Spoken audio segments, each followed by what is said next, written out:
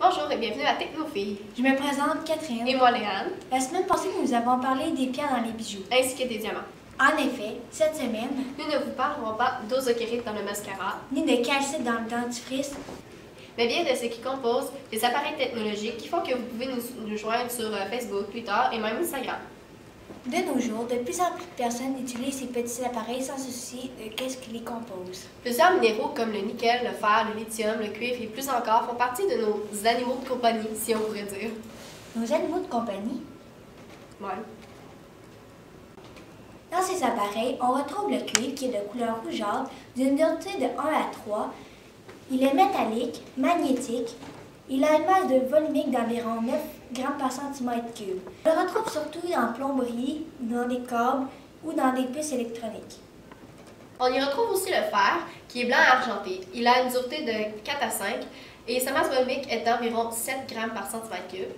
On le retrouve dans les outils et les matériaux de construction, comme les clous, les marteaux. C'est pas mal ça. C'est ce qui termine notre première partie d'émission. On se retrouve après la pause.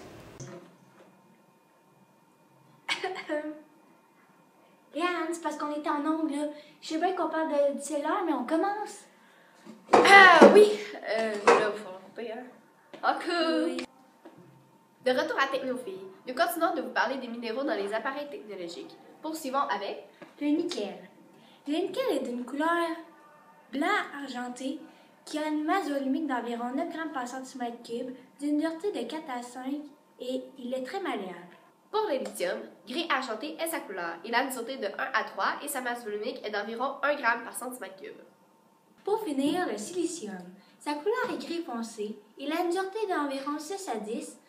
Il a une masse volumique d'environ 3 g par centimètre cube et il est métallique. Heureusement, c'est déjà tout pour cette semaine. La semaine prochaine, nous vous parlerons comment sont fabriqués le plastique de bouteille d'eau Vous pouvez également nous suivre sur Twitter, Facebook et Instagram. avec vos appareils électroniques. À la prochaine! Saviez-vous que C'est en 1983 que le premier véritable téléphone portable a été inventé. ce téléphone extrêmement léger pour l'époque a nécessité 15 ans de développement? Aujourd'hui, tellement de monde en a que même votre grand-mère en a peut-être un à la maison.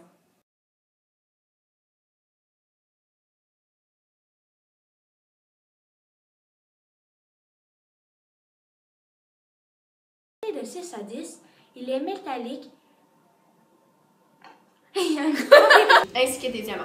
En effet, il Mais c'est